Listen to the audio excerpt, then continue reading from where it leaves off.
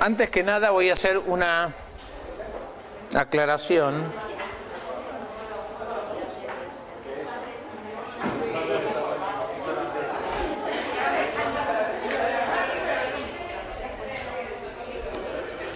Si no, nos vamos a pelear mucho en la cátedra. Hay algunos que por ahí, o yo lo dije mal o se entendió mal, y que yo había hecho calibraciones con el instrumental, con el método de sifón, pero subiendo a distintas alturas.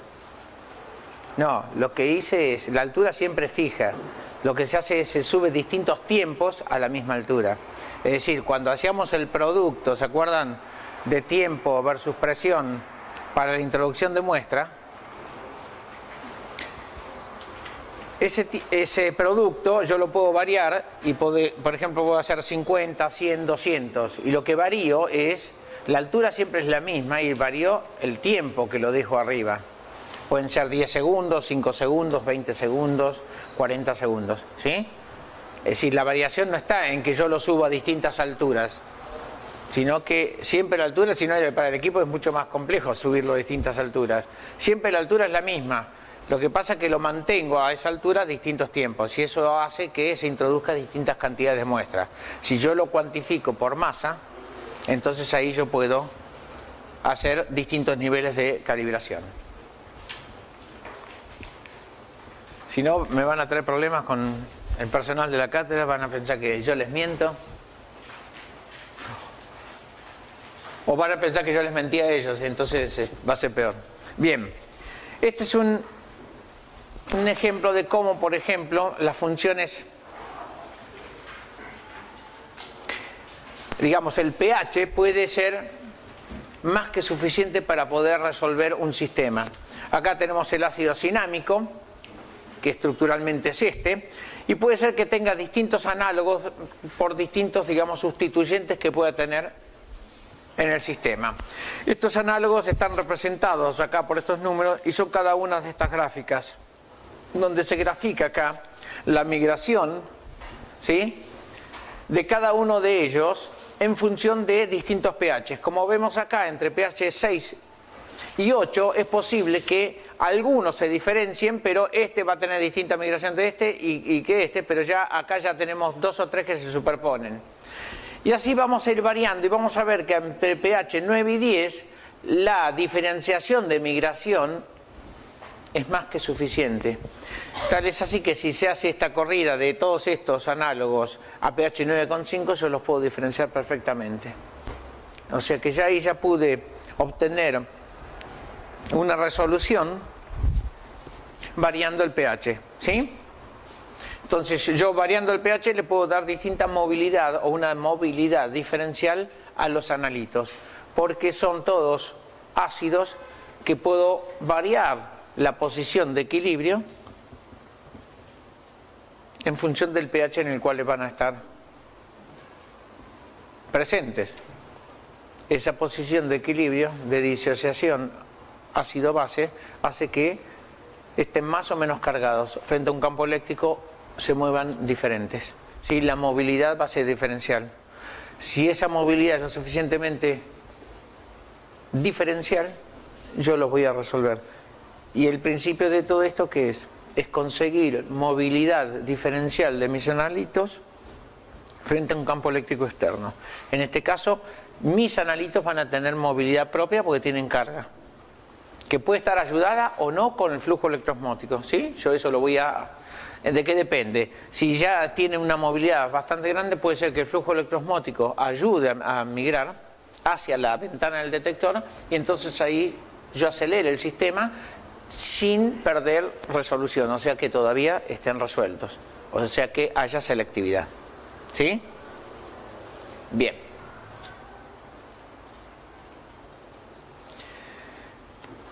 Esta es una tabla donde vemos los pK de varios azúcares.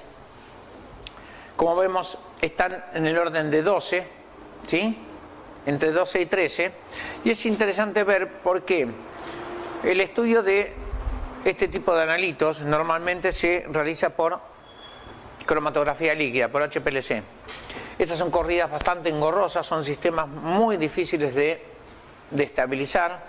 Los analitos se usan unas columnas especiales, unas columnas normalmente son derivatizadas con grupos amino, y además de ser caras, tarda mucho en estabilizarse esos sistemas, y los picos son unas bandas muy anchas, de las características, si alguno vio alguna vez, de bandas de proteínas, sí, son muy anchas.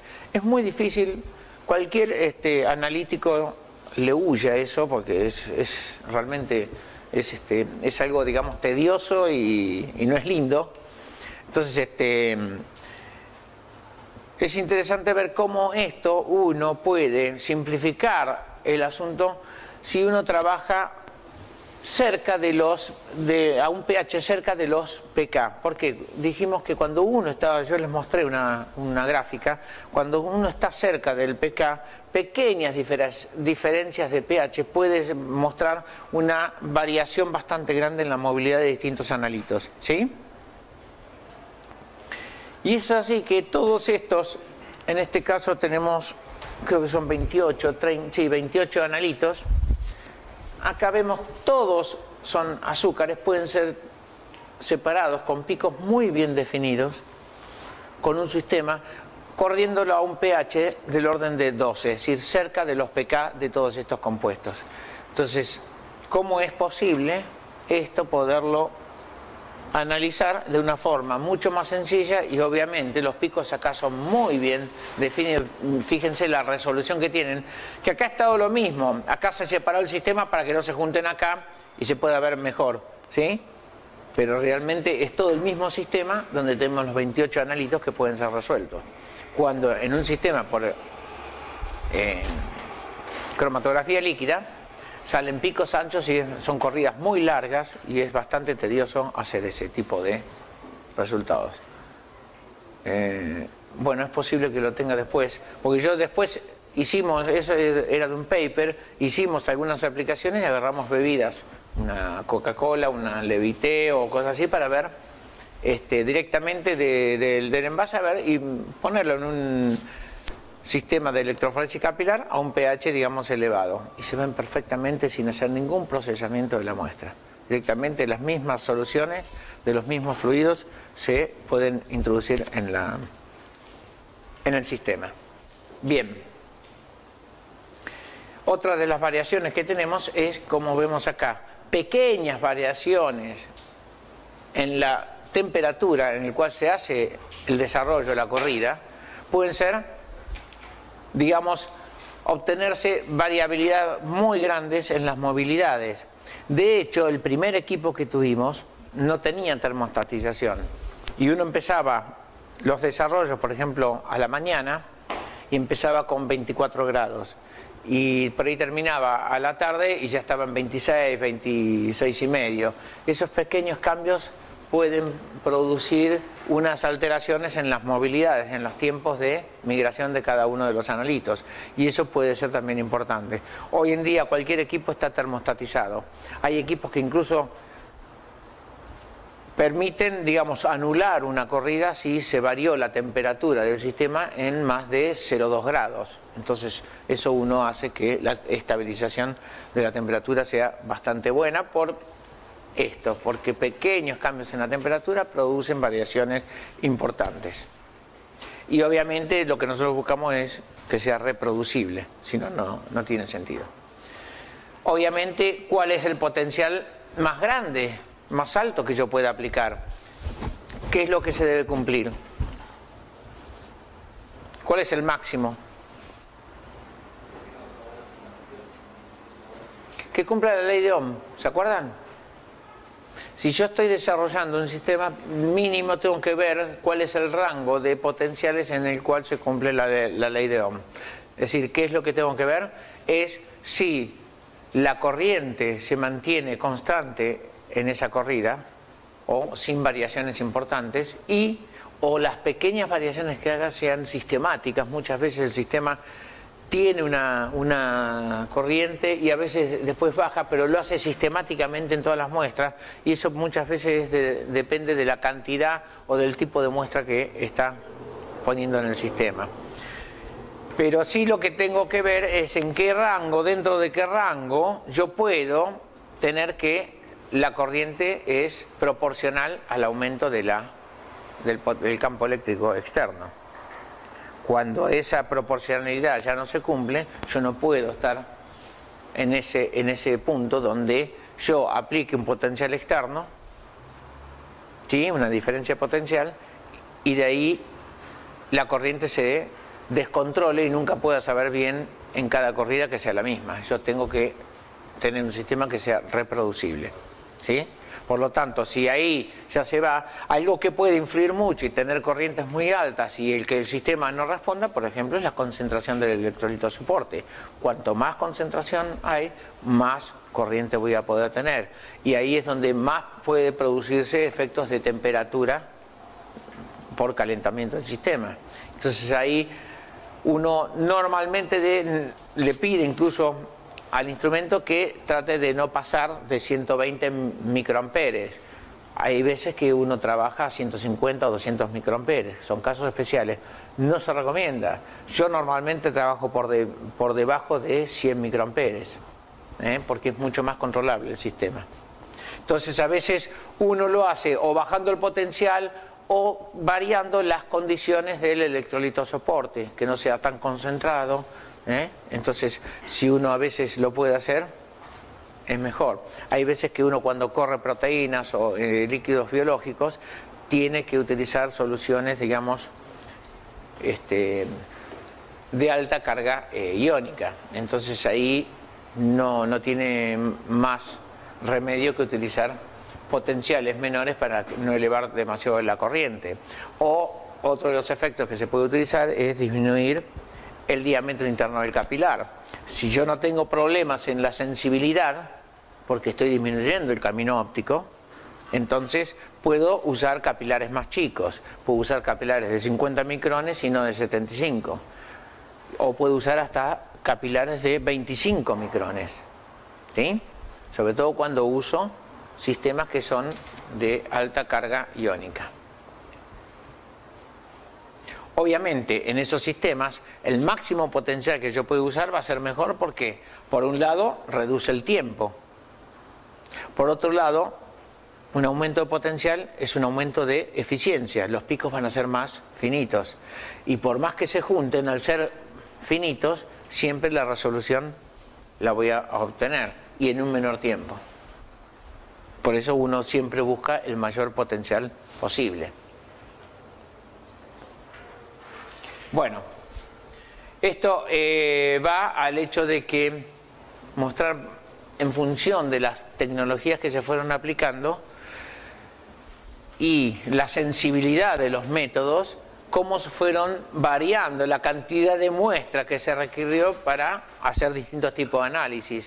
Cuando en la época, la década del 60, por ahí se usaban entre 10 y 100 microgramos, en la década posterior ya se bajó a 1 a 10 microgramos, después empezaron a hablar de nanogramos, hoy en día ya se está hablando de el orden de picogramos o femtogramos, para lo cual, esta tabla ya se la mostré, ¿sí? Para lo cual vamos viendo que cada vez se buscan sistemas que sean mucho más sensibles. Y acá es donde tenemos algún problemita con la electroforesis capilar. Se dice que es una técnica sensible a la masa y poco sensible a la concentración. Es decir, capaz de detectar muy pequeñas cantidades de analito, pero si ese analito está muy diluido en la solución, es posible que ya no se detecte. ¿Qué es esto? Es muy sensible a la masa porque estamos hablando de que los volúmenes de solución que estamos introduciendo en el sistema es del orden de los nanolitros de muestra. Si esa muestra tiene una determinada concentración, es medible, la sensibilidad le da al sistema. Ahora, si la muestra está muy diluida, ya la cantidad de masa que estamos introduciendo en el sistema ya es demasiado chica. El problema es que en otros sistemas como HPLC por ejemplo, uno puede aumentar mucho el volumen de muestra. Acá no se puede aumentar mucho porque si no se inunda la columna. Y si inundamos la columna, estamos desplazando de la columna, llenándola de muestra y no nos queda espacio donde se puede desarrollar, donde pueda tener distintas movilidades.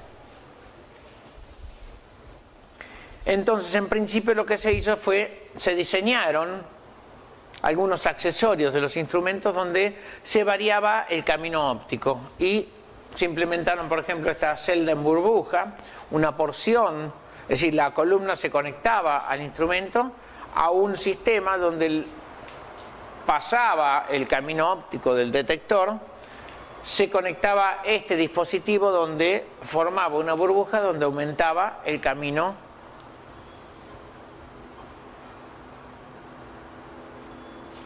por donde pasaba el haz de luz.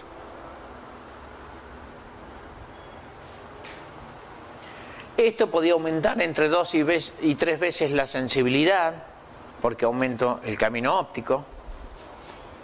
O esta celda en Z, que se producía por acá, venía la columna y después se conectaba hacia el otro terminal, pero ahora el detector estaba alineado en esta porción, tal que esta porción sea de mayor camino óptico, por lo tanto iba a tener mayor sensibilidad. Todos estos están diseñados de tal forma de que no afecte, digamos, principalmente a la eficiencia, es decir, no produzca un ensanchamiento de pico. Porque si yo tengo en estos sistemas, supónganse, viene una banda que es muy chiquita y yo la puedo tener en esta posición, cuando llega a esta parte está acá y lo detecta, y llegó hasta el final y todavía está acá y pasó un determinado tiempo y todavía está detectándolo, o sea, lo que hace es ensancharlo. Estos tienen ciertas dimensiones para que no se produzca ese efecto, ¿sí? Porque no haya un ensanchamiento de pico. Por eso normalmente se consiguen del orden de 2 a 3 veces el aumento de sensibilidad. O esta celda de multipasos donde tiene, digamos, reflejado el haz de luz algunas veces, tal que aumenta el camino óptico que va pasando hasta que salga del sistema.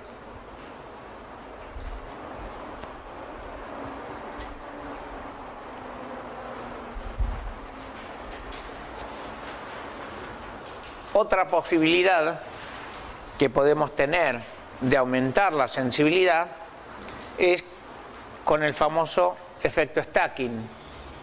Este efecto lo que habla es cuando una muestra se introduce en la columna capilar y se aplica el campo, empieza a desarrollarse, ¿sí? Y va a ir migrando, y si tiene distintos analitos, van a ir migrando en función de la velocidad de migración de cada uno de ellos. Ahora, cuando esa muestra está hecha en una solución de mucha menor fuerza iónica que el electrolito soporte, ¿sí? Supónganse que está hecha en agua destilada, y el electrolito soporte tiene una cierta concentración de un buffer o de alguna sal, ¿sí?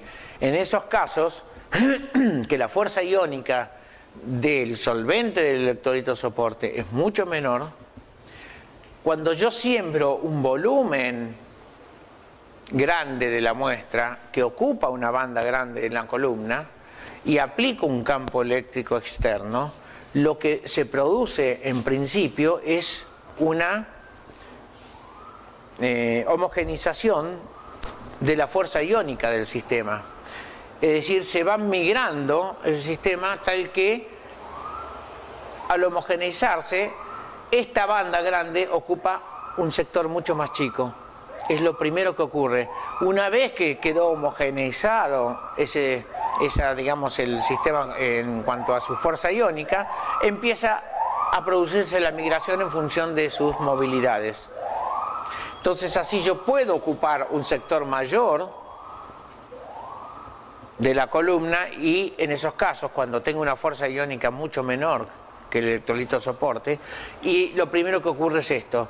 De esta forma uno puede aumentar la sensibilidad por ahí hasta 5 veces, ¿sí? Según las soluciones y según la cantidad, digamos, que pueda sembrar, las características de la columna, etcétera. Pero eso es una forma de que si ustedes pueden hacer esa solución en un solvente, digamos, de muy baja fuerza iónica, entonces pueden utilizar este efecto. ¿Y cuál sería la otra forma que se les ocurre a ustedes que puede aumentar la sensibilidad? Hay 2 formas más principalmente. ¿Cómo hacen? Si ustedes tienen algo que está muy diluido y no les alcanza para verlo, ¿cómo hacen para aumentar? Sí, pero supónganse que tienen limitado la cantidad de muestra. ¿Cómo hacen?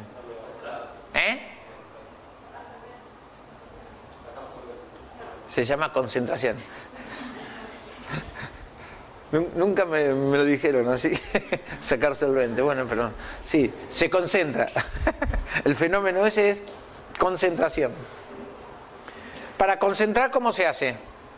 Se evapora solvente, una de las formas, o se pasa por algún absorbente, una filtración, digamos, mediante alguna columnita o algún filtro, digamos, con algún principio, queda retenido y después se eluye con una menor cantidad de un solvente más afín a los analitos que... Eso sirve muchas veces para, por un lado, hacer un desalado, que a veces me perjudica, ¿sí? Y poder quedarme con las componentes más lipofílicos, si son los que me interesan a mí. En esos casos es muy útil y uno ahí hace una concentración, porque pasa un cierto volumen de muestra y después lo eluye en un volumen mucho menor.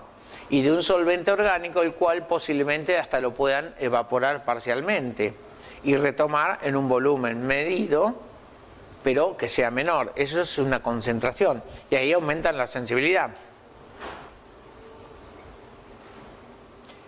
¿Y otra forma? ¿Cómo pueden buscar mayor sensibilidad?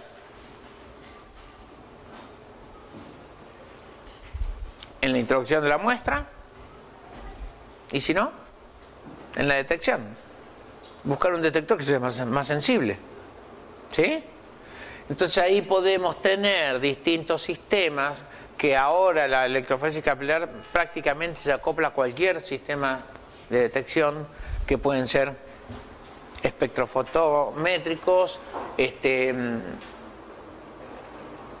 por conductividad, amperométricos, etcétera, un detector de masas, detectores indirectos, como los que vimos, ya les mostré en el caso de los cationes, ¿sí? Donde tanto el UV y la fluorescencia pueden detectarse indirectamente, porque puedo introducir un cromóforo en el sistema tal que cuando pase un analito por la ventana del detector que no absorba, lo que produce es una disminución de la absorción de esa base.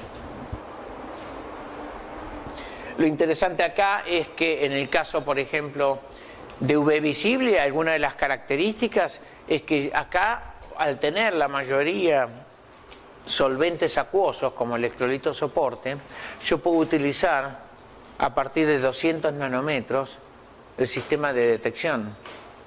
Y a partir de 200, 205, cualquier sustancia orgánica absorbe. Todas. O sea, es prácticamente un detector universal.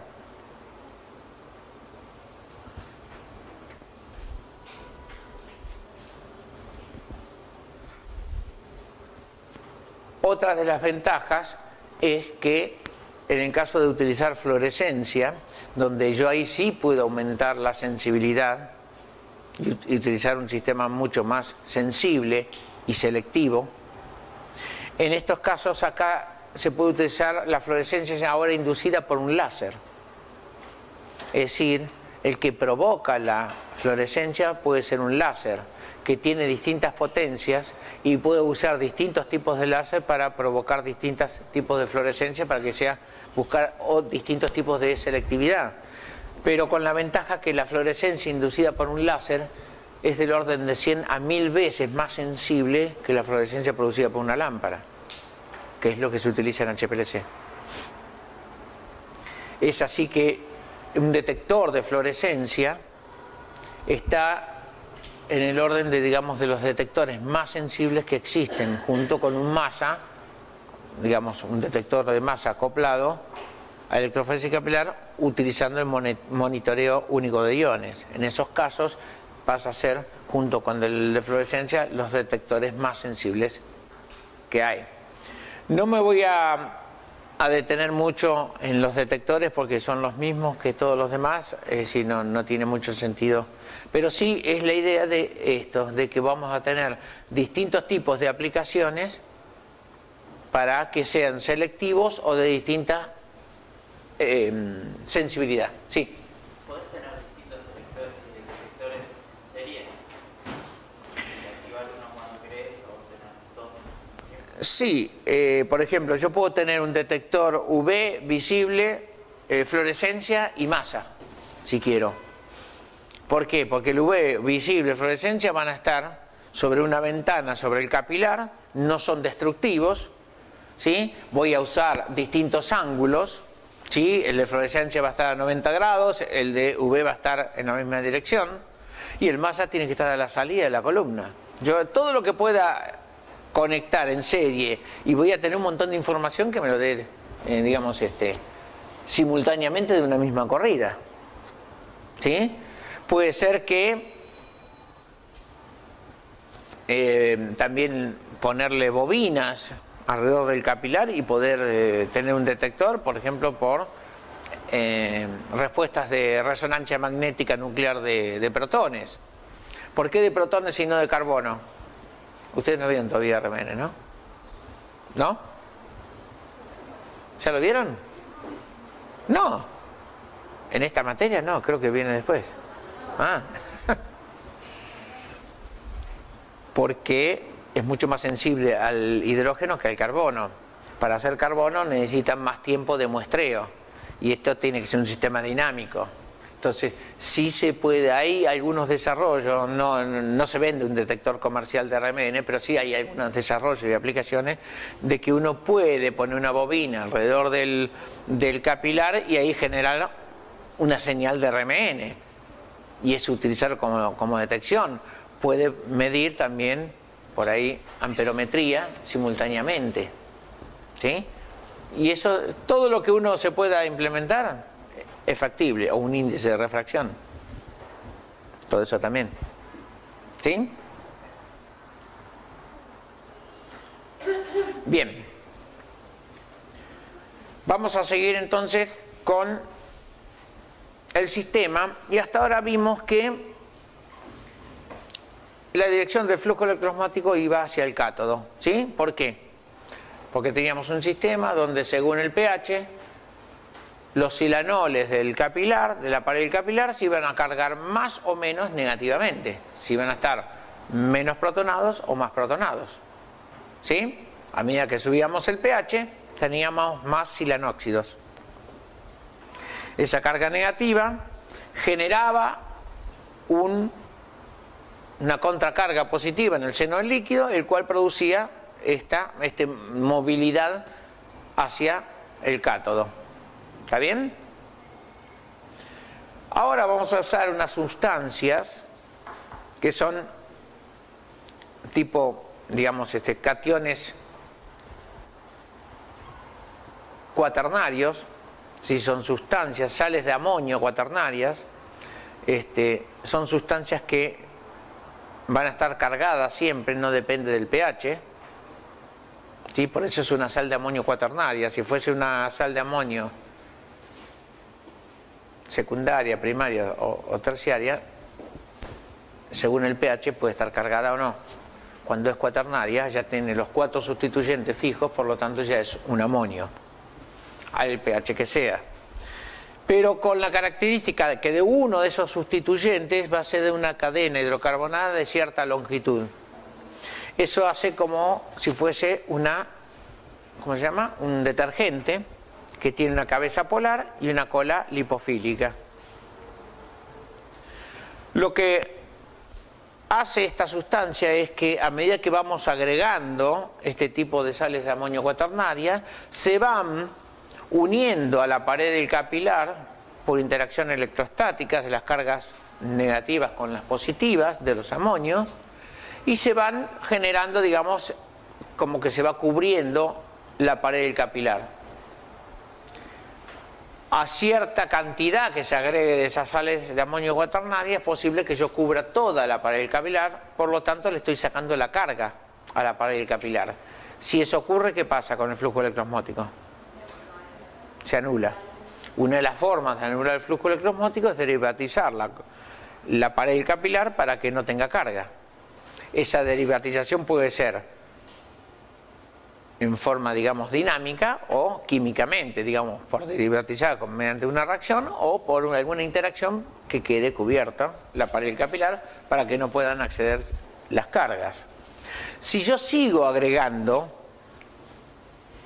más de esta sal de amonio cuaternaria, es posible que se empiecen a unir a través de interacciones lipofílicas cola a cola las moléculas de detergente. Es así que ahora la pared del capilar, esto va a dejar expuesto una carga positiva. Por lo tanto, la pared del capilar ahora queda transformada con carga positiva. Si yo tengo esa situación, tengo una carga positiva y yo tengo el electrolito soporte y tengo una carga positiva ahora, lo que se me genera en el sistema es un diferencial de carga negativa. Todo sistema tiende al equilibrio, a la neutralidad.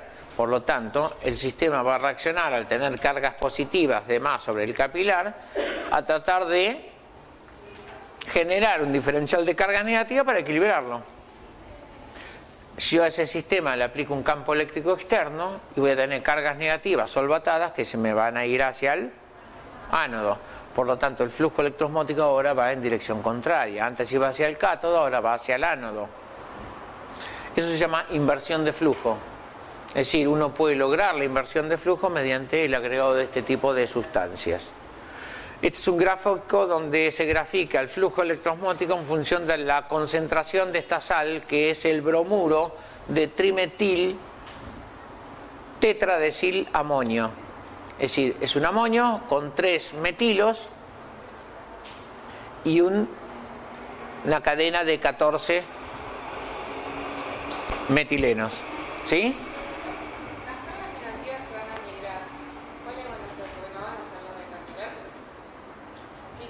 Antes tampoco eran las del capilar. Porque en el seno de la solución se forma un diferencial de carga negativa para neutralizar las positivas que ahora tenés sobre la pared del capilar. Antes eran negativas por los silanóxidos. Ahora son positivas porque transformaste la pared mediante estos detergentes de sales de amonio cuaternaria, que son positivas. Ahora lo que queda expuesto en la pared del capilar son cargas positivas. Eso genera un diferencial de cargas negativas. ¿Sí? ¿Se entiende eso? Le hago una pregunta. Usted dijo hace un rato derivatizar cuando habló de poner más sales de amonio y neutralizar. Sí, hablé de derivatizar la superficie de la columna. Yo la puedo derivatizar, hacer reaccionar con algo para que los grupos silanóxidos no queden expuestos, desaparezcan como tal, se transforme en, por ejemplo, en un éster. ¿Sí? Si yo tengo esa posibilidad de transformarlos químicamente, no los voy a cargar nunca, por más que le cambie el pH. Entonces, si no tengo carga sobre el capilar, nunca voy a tener flujo electroosmótico. O puedo pegarle algún film que sea inerte, tal que no reaccione en función del pH, es decir, no se expongan los grupos selanóxidos. Esa es otra de las formas de tener columnas neutras, que también se venden.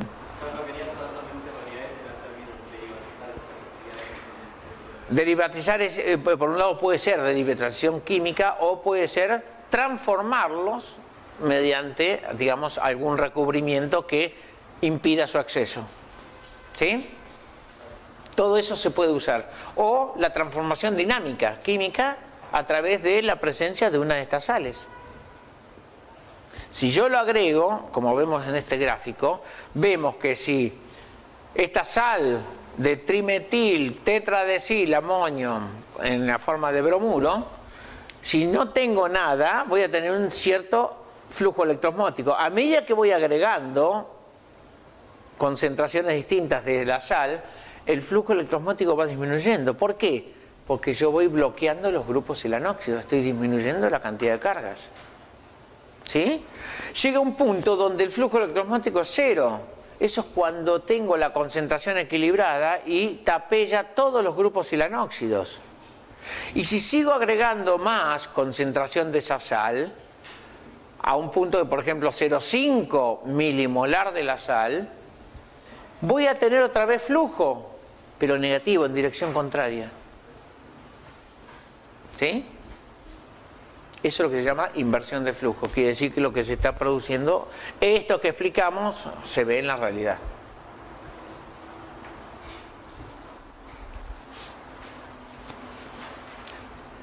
Esta es una muestra también hecha en la cátedra donde vemos,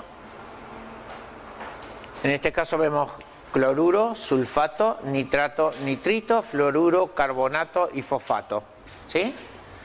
Todos estos analitos fueron separados en una misma corrida en menos de 4 minutos. Todos se resuelven a nivel de base. Obviamente que hay que darlos vueltas, ¿no? Esto que ven acá es de lo que se hizo con el primer instrumento. Hoy en día sale todo, está mucho mejor. Esto es un equipo que no está termostatizado, nada. Fue el primer instrumento que hubo acá en el país. Pero ven, la idea es que sale perfectamente resuelto en menos de 4 minutos. O sea que en menos de 4 minutos yo puedo levantar niveles de calibración de 7 analitos simultáneamente. Eso agiliza mucho la tarea. ¿Sí? Obviamente acá lo que se informa es qué tipo, el potencial obviamente es negativo. Y acá se hizo inversión de flujo. Primero, los aniones van a correr hacia el ánodo. Entonces, lo que se hace es configurar el equipo. Uno de lo que hace es, no es que ahora va en sentido contrario, porque yo tendría que dar vuelta al capilar y por lo tanto tendría que tener un sistema de alineación del detector en el otro extremo. Entonces, para obviar todo eso, lo que se hace es invierte el cátodo y el ánodo. ¿Sí? Se invierte la polaridad y ahora el electrodo, que era el cátodo, ahora es el ánodo. ¿Sí? Entonces, el sistema se siembra o se introduce la muestra siempre del mismo lado y corre hacia el otro lado, si es con flujo invertido o si es con flujo normal. ¿Y por qué acá se utiliza flujo invertido? Porque los aniones estos tienen suficiente diferencia en la movilidad como para que, acelerados por el flujo electroosmótico, sea suficiente, acelere todo el sistema en menos de 4 minutos, yo lo tenga igualmente resuelto.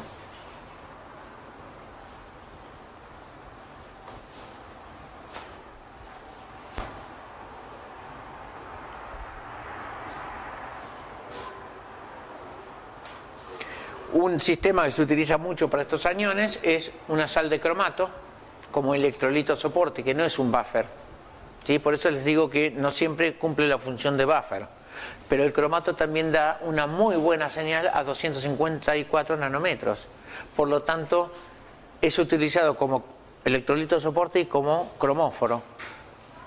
Entonces, cuando uno mira 254 tiene una señal alta y cuando pasan estos analitos, baja. Estamos hablando que estas muestras son del orden de entre 1 y 10 ppm de cada uno de los analitos, o sea que, y hay que ver la cantidad que se sembró, a ver cuál es la sensibilidad. Uno después establece cuál es el rango de sensibilidad. Esto ya tenemos vitaminas hidrosolubles. Sí, ahora vamos a ver distintos ejemplos de cómo acá estamos en el orden de 4 minutos y tenemos toda esta resolución de estas vitaminas hidrosolubles en una misma muestra. Nada más que acá ya tengo una detección positiva, ya estas son sustancias que absorben. En algún lambda en el UV seguramente está hecho a 205 o 200 10 nanómetros, y yo las puedo resolver perfectamente utilizando este sistema.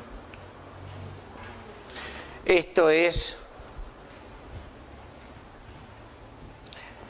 otro ejemplo donde tenemos distintos tipos de hidratos de carbono ya aplicados sobre muestras reales, no una muestra, digamos, de mezcla de estándares, donde acá tenemos fructosa, glucosa y sucrosa en una muestra, y este es un ensayo, está dentro de una publicación donde se pudo ver frente a distintos agentes que van a ir viendo con el tiempo cómo van disminuyendo algunos de estos picos frente a algunas enzimas. Entonces uno puede hacer algunas consideraciones en cuanto, ¿sí?, a la cinética de cómo se van desapareciendo los picos, ¿sí? Y ahí vemos cómo esto es un sistema, en este caso es a varios días.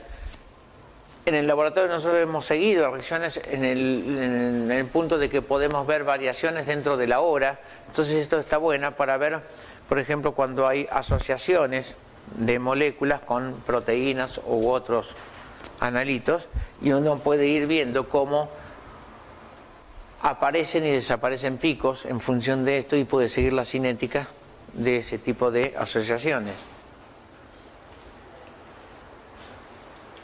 Acá tenemos muestras farmacéuticas, ¿sí?, donde tenemos esta cantidad de cationes junto con colina, y todo esto puede ser detectado, se dan cuenta, son corridas de 3 minutos. Esas son nuestras, ¿sí? Son distintos desarrollos que se fueron haciendo para distintos problemas. Y acá ven cómo uno puede ir viendo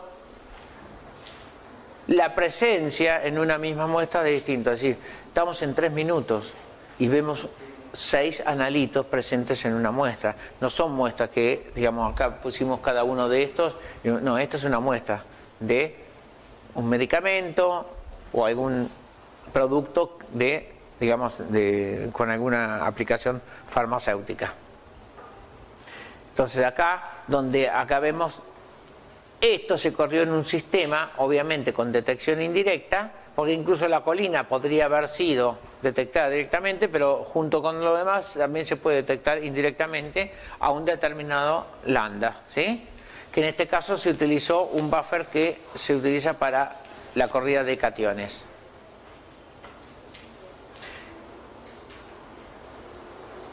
Esto es algo que también se utiliza en la cátedra, y se está utilizando para hacer servicios en algunos productos para ver contaminación de fosfito y fosfato en muestras de ácido soledrónico o otro tipo de principios activos que se están analizando, donde también se va modificando, y acá la idea es ver pequeñas cantidades de estos que pueden estar permitidos o no. Hasta cierto nivel está permitido tener estas contaminaciones, por encima de esos niveles no, entonces hay que cuantificarlo.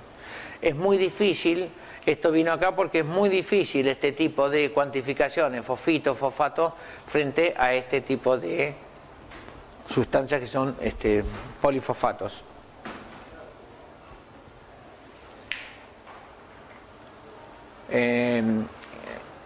El ibandronato, que es también un bifosfonato, que también en este caso es la presencia de fosfito y fosfato. También en estos casos para ver la estabilidad de estos productos y la contaminación de estos, ¿sí? Es muy difícil porque este tipo de sustancias no es muy, es decir, no hay muchos sistemas que los puedan detectar y los puedan medir. Y obviamente esto está interesante porque los tiempos en los cuales se puede hacer esto son bastante cortos. Y como ustedes ven, los buffers que se utilizan o el sistema de electrolitos no son complicados. En este caso tenemos el cromato de potasio y se utiliza TTAB para hacer inversión de flujo, porque acá se corrieron como aniones, ¿sí? Y todo esto agiliza mucho el sistema. Yo pensé que no lo había traído. No, esta es otra. Esto está hecho en otro instrumento donde acá lo interesante es Esta es una ventana de 1 minuto, ¿sí? Es una corrida donde tarda 1 minuto. Y acá tenemos, esto es cloruro, sulfato y nitrato. Es una muestra donde en este instrumento se muestra acá cuál es la cantidad de platos teóricos que tienen cada uno, es decir, cuán finos son. Y acá, por ejemplo, tenemos en esta muestra de 1 minuto que tenemos 1.400.000 platos teóricos para este, ¿sí?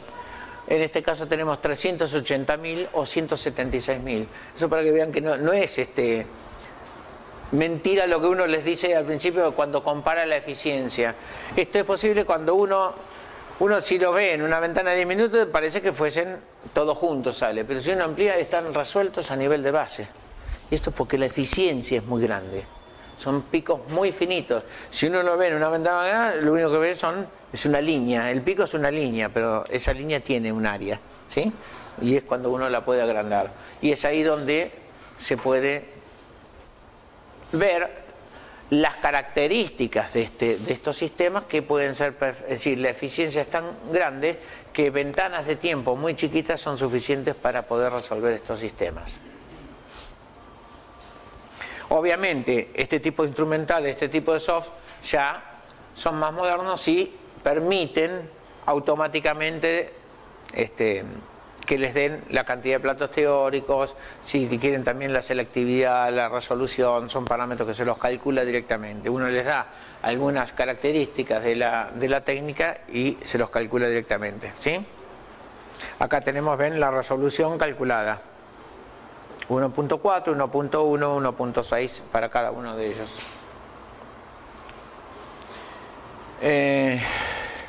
Y esto es lo mismo, nada más que para el caso de cationes. En este caso tenemos 5 cationes que están medidos simultáneamente. La corrida es un poco más larga, de 4 minutos, y acá tenemos también la cantidad de platos teóricos. Estos son más anchos. Acá ven que es más ancho el pico, este es de menor. Este, que es el potasio, tiene 67, 70.000 platos teóricos, y esto ya tiene un poquito más de 100.000 platos teóricos.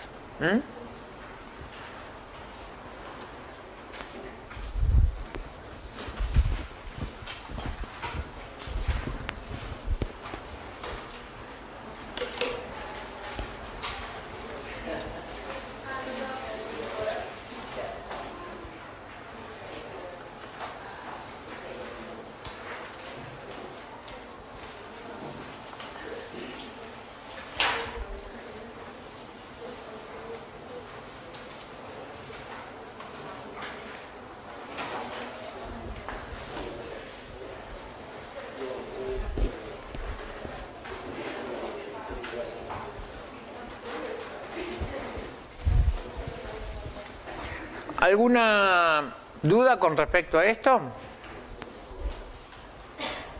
¿Sí? Porque vamos ahora, la idea es que si entendieron esto podemos pasar a lo siguiente. Por eso, si quieren alguna duda, la aclaramos y no seguimos. Hasta ahora vimos, dudas no. Hasta ahora vimos todo esto, lo que estábamos viendo hasta ahora, que los analitos de alguna forma tienen carga, ¿sí? Ahora, el problema es cuando los analitos no tienen carga. Entonces ahí, ¿cómo resolvemos el sistema? Entonces vamos a tener, en un sistema normal vamos a tener solutos que son iónicos, no iónicos, ionizables. Entonces vamos a empezar a analizar problemas de polaridad, de lipoafinidad, interacciones de afinidad. Y lo que vamos a introducir ahora es un sistema de electroforesis capilar micelar. Es decir, introducir la formación de micelas adentro del sistema.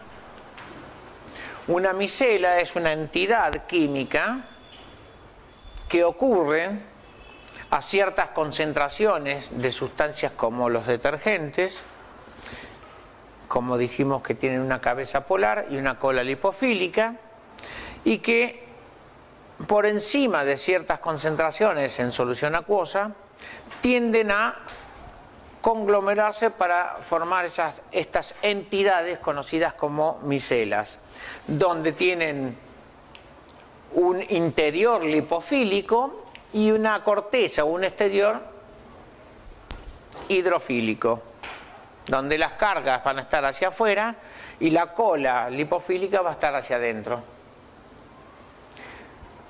¿Por qué digo entidad y no sustancia? ¿Cuál es la diferencia?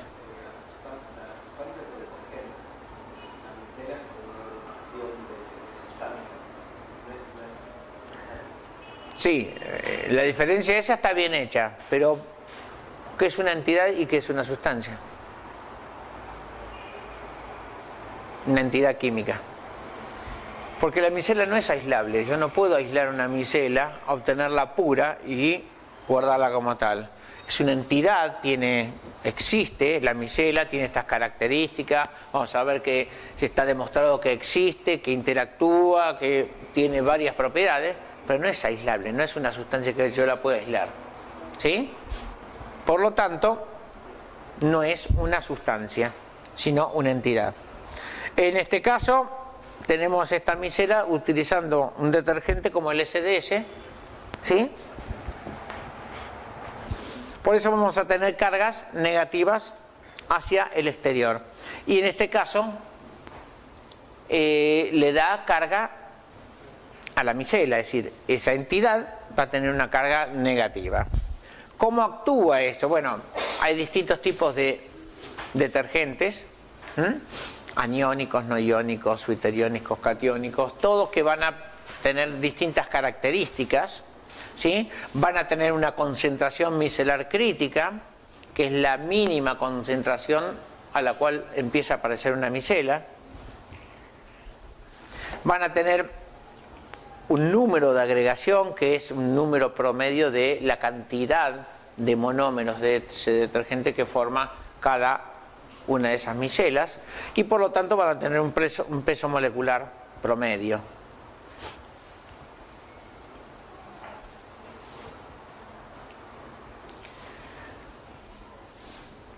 ¿Cómo interviene una micela en nuestros sistemas? Lo interesante de estas micelas es que sí, obviamente que están presentes en solución acuosa, y en esa misma solución acuosa hay un analito que no tiene carga, por lo tanto lo más seguro que tenga alguna porción lipofílica,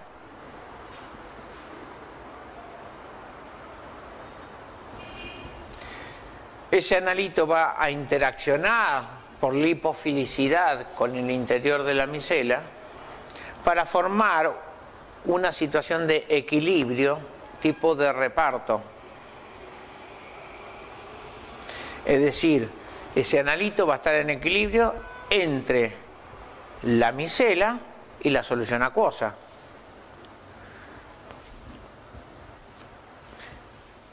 ¿Y de qué me sirve eso? Primero, que tengo una situación de equilibrio, que es un equilibrio termodinámico. Por lo tanto, cualquier variable termodinámica me puede modificar la posición de equilibrio. Ese equilibrio puede estar desplazado más hacia la micela o más hacia la fase acuosa.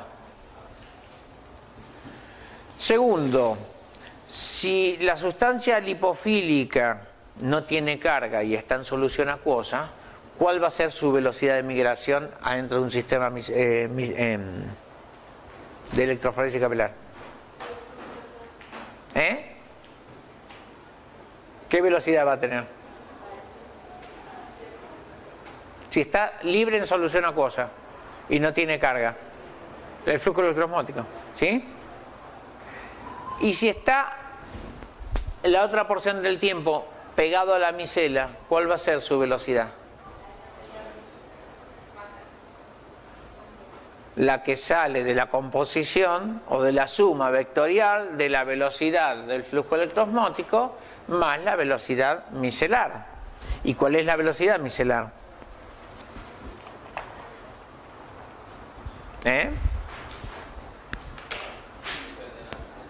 Supónganse que yo tengo el ánodo y el cátodo, ¿sí? De este lado.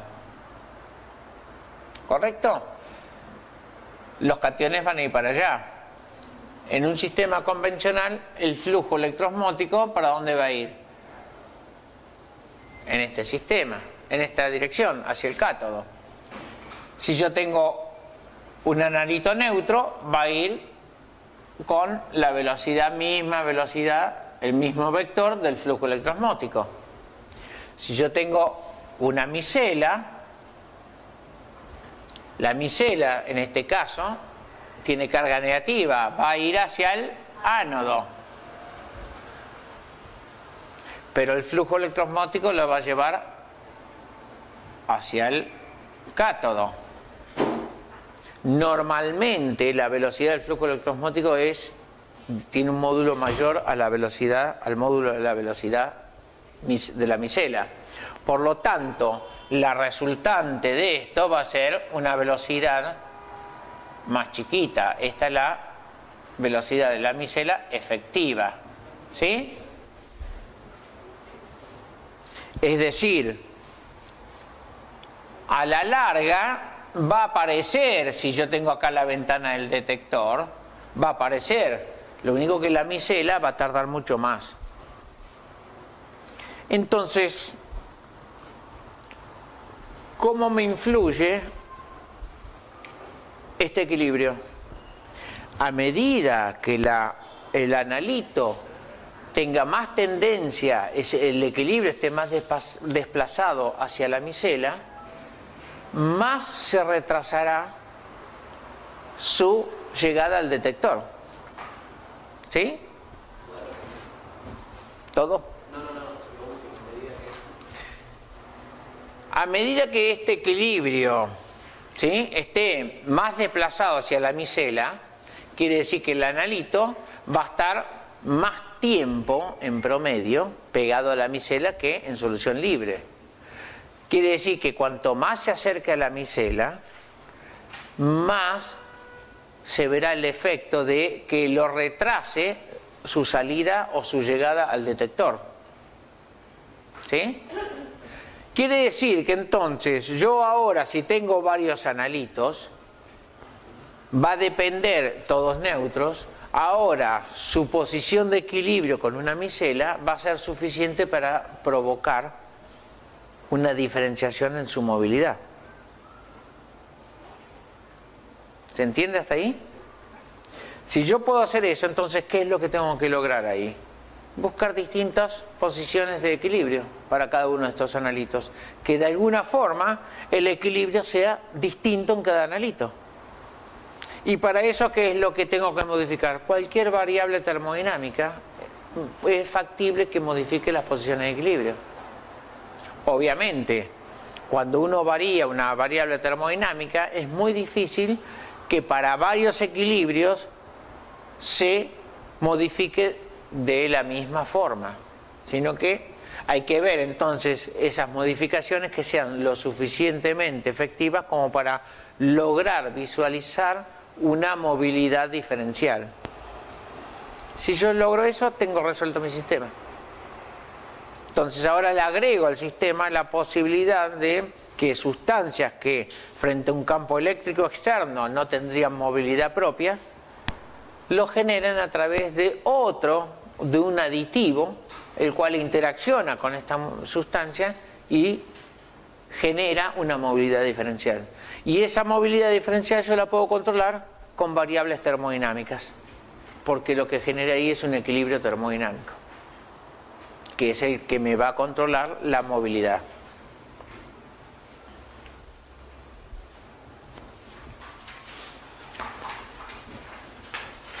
¿Quedó claro esto? Bien. Si yo tengo ahora un sistema donde tengo analitos neutros y que no interaccionan para nada con una micela, por ejemplo, metanol, tengo analitos que son estos cuadrados, analitos que son estos triángulos que tienen cierta interacción, cierta lipofilicidad con la micela, no tienen carga, pero tienen lipofilidad, entonces pueden interaccionar y dependerá de su posición de equilibrio, que estén en fase acuosa o pegados a la micela. Y después tengo analitos que sé que son muy afines a ciertas micelas como micelas de SDS. Entonces yo acá voy a generar un sistema donde cualquiera de estos analitos tiene que migrar entre la movilidad de estos y la movilidad de estos. ¿Se entiende eso? Es decir, lo que estoy generando acá es una ventana de tiempo en el cual tiene que salir cualquier analito que no tenga carga y que interaccione con la micela, donde va a estar dada por un lado el tiempo del flujo electroosmótico, ¿sí? Dado por un analito que no interaccione, y por otro lado dada por el tiempo de migración de una micela, dada por un analito que se sepa que interacciona mucho con la micela.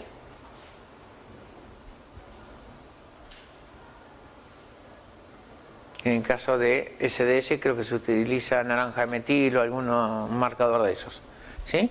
La idea es que con metanol y naranja de metilo yo puedo tener esta ventana de tiempo. Cualquier analito que no tenga carga, que no tenga movilidad propia y que interaccione con una micela, o sea, tenga algo de lipofilicidad, tiene que salir en esa ventana de tiempo. Yo lo puedo definir perfectamente.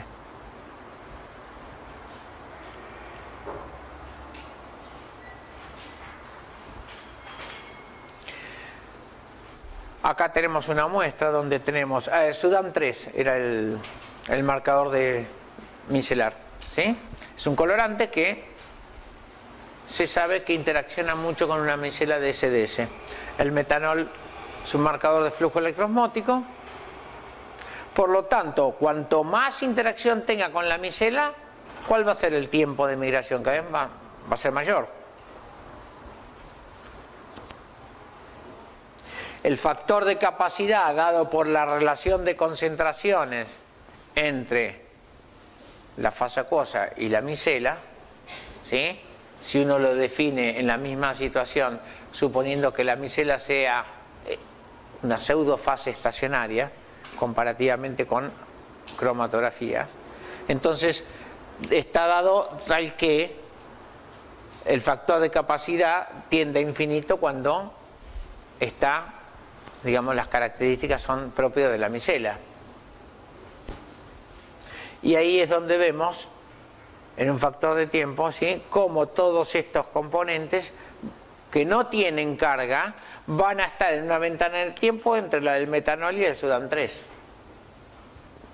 ¿Sí? Y yo puedo cambiar las condiciones termodinámicas de mi sistema. ¿Para qué? Para que estos equilibrios se modifiquen. Nunca van a salir ni adelante ni atrás de todo esto, pero puede ser que yo cambie hasta los órdenes de elusión o de migración.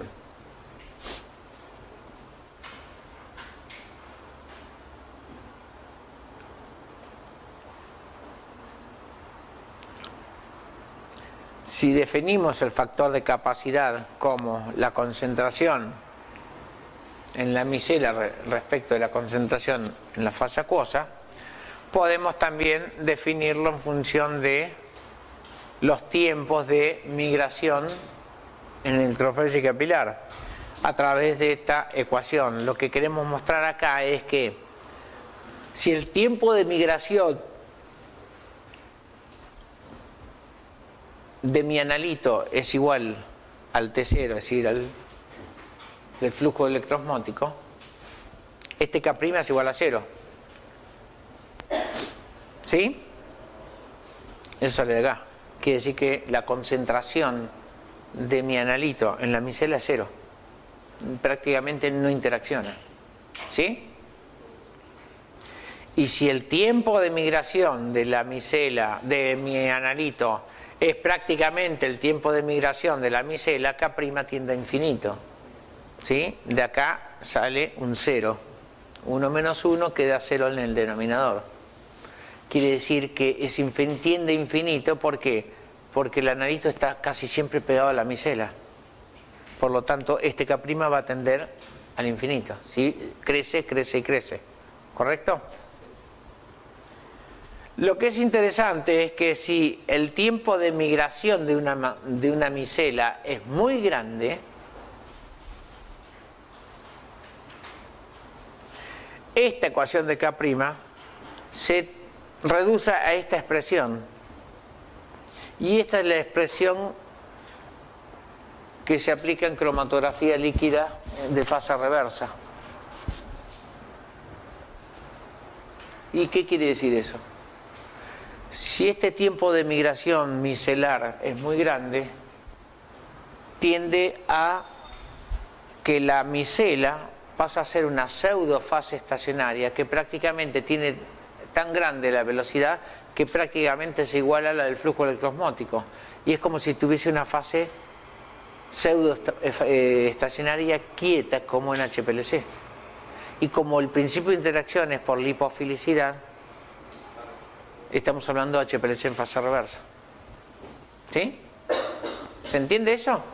A medida que la velocidad intrínseca de la micela aumenta, se va acercando a la velocidad del flujo electroosmótico.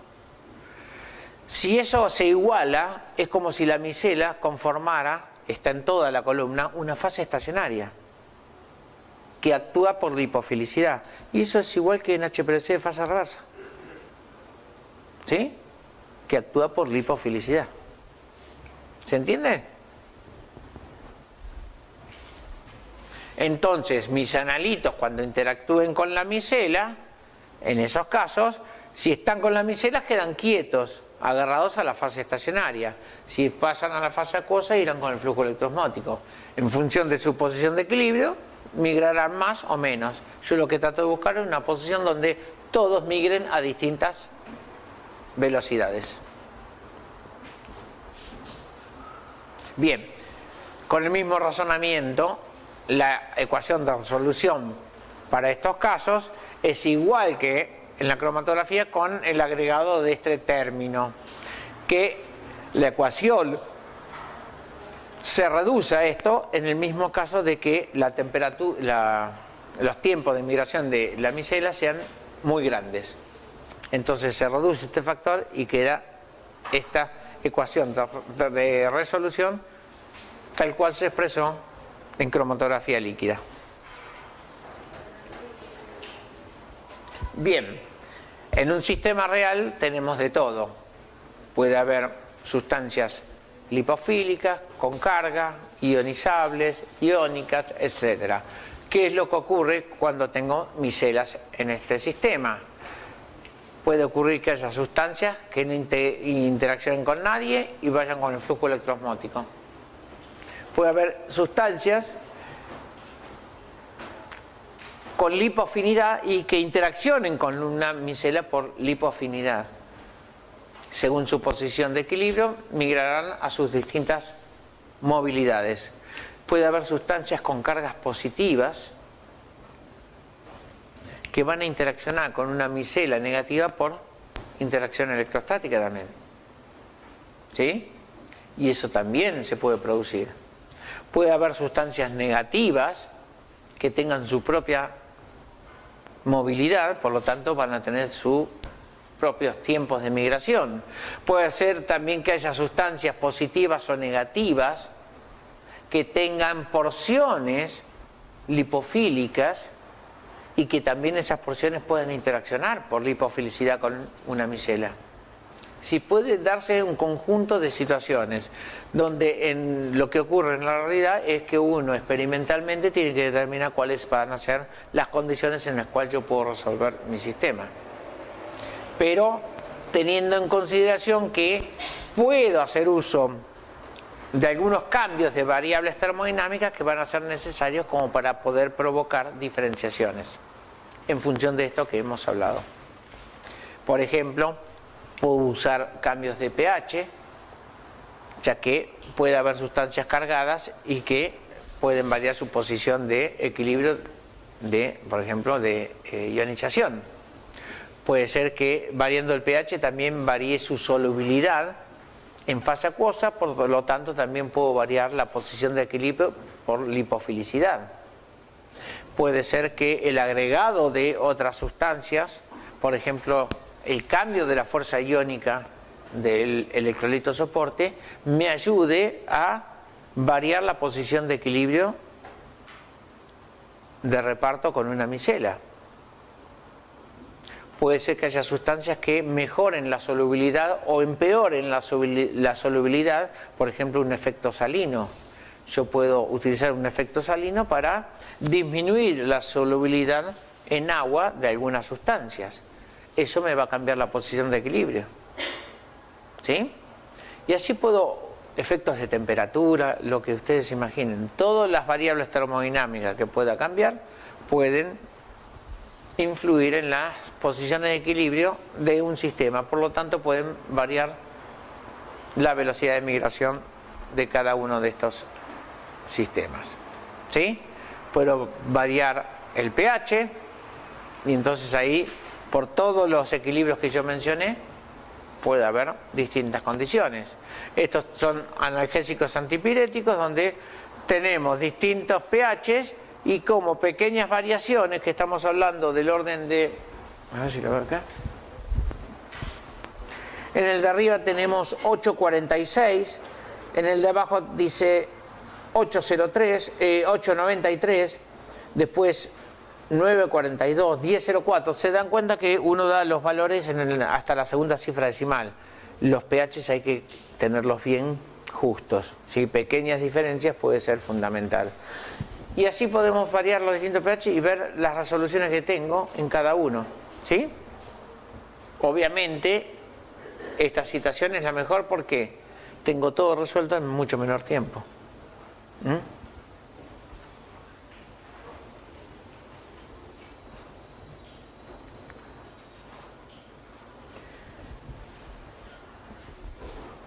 Otro de los efectos que se suele usar acá es el agregado de sustancias como las sales de amonio cuaternaria. El hecho de agregar sales de amonio cuaternario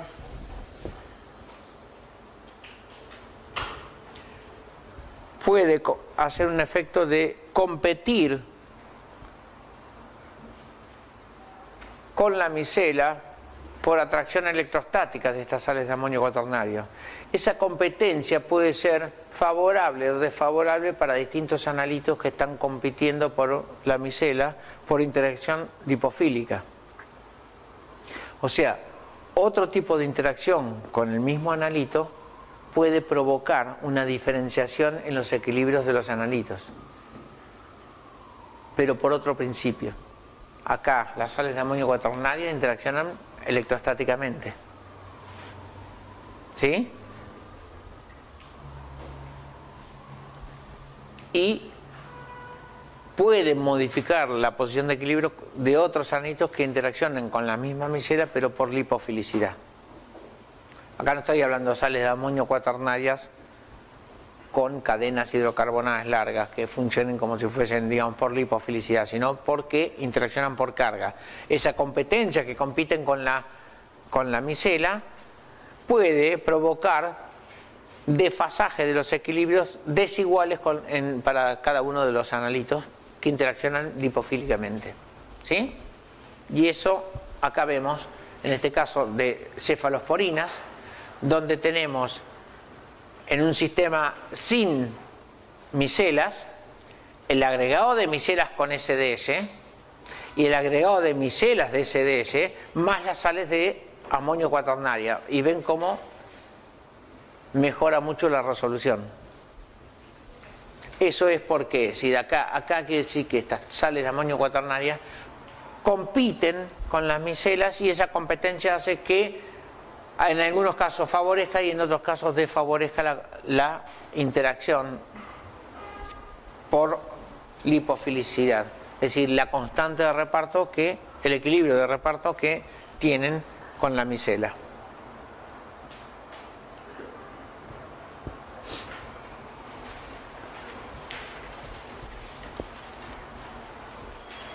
Acá tenemos algunos opiáceos, como vemos este tipo de estructuras, donde acá se utilizó una sal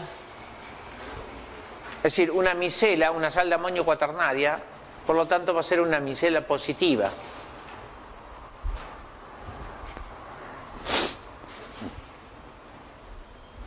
Y acá es interesante ver si la micela es positiva, ¿para dónde va a migrar? No, para allá no. Ya, ni la derecha ni la izquierda saben. Para el cátodo. Por lo tanto, la mejor situación que tengo en esos sistemas es tratar de dirigir el flujo electroosmótico hacia el otro lado.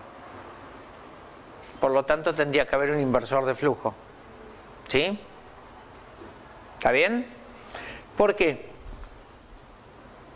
Porque es mucho más fácil de lograr una diferenciación de movilidades cuando la interacción de este equilibrio hace que si en fase acuosa o unido a la micela, las movilidades en cada uno de estos dos sitios sea en direcciones opuestas. Pequeñas posiciones del equilibrio van a lograr una mayor diferenciación de la movilidad que si los dos van en la misma dirección. Pequeñas posiciones de equilibrio, voy a tener que esforzarme mucho más para buscar una movilidad diferencial mayor. ¿Se entiende? Es decir, si yo tengo una posición de equilibrio, yo tengo una micela que está en equilibrio con la fase acuosa, ¿sí? Tengo un analito, ¿sí? En esta posición de equilibrio. Si esto va para allá y esto me lleva, el flujo electroosmótico va para allá, pequeñas variaciones de esta posición de equilibrio hacen que esta diferenciación provoque una movilidad diferencial mucho más grande que si los dos fuesen para el mismo lado. ¿Se entiende? Es un gráfico que se me ocurrió recién a mí, no. Si le sirve, cópienlo, pero... ¿Se entiende la idea? Entonces, las cabezas de las micelas pueden ser tanto positivas como negativas. Se pueden usar micelas positivas como negativas. Y en este caso, esta micela es CTAB, es el bromuro de cetil trimetilamonio. El cetilo es un hidrocarburo de 16 metilenos. Es una sal de amonio cuaternario, por lo tanto, es un detergente. Tiene una cabeza polar, una cola lipofílica. Pero también es una sal de amonio cuaternaria, que son las adecuadas para actuar como inversores de flujo. Quiere decir, y la concentración que se utiliza para hacer una micela es muy por encima de la concentración para producir inversión de flujo. ¿Se acuerdan que hoy cuando les puse el gráfico hablaba que ya tenía inversión de flujo a 0,5 milimolar de concentración de la sal? Y normalmente la concentración micelar crítica anda por 5 o 10 milimolar. Por lo tanto, cuando yo formo micelas ya tengo las condiciones para hacer inversión de flujo. Así que esta misma sal ya directamente cumple la función de inversor de flujo más formador de micelas. ¿Sí?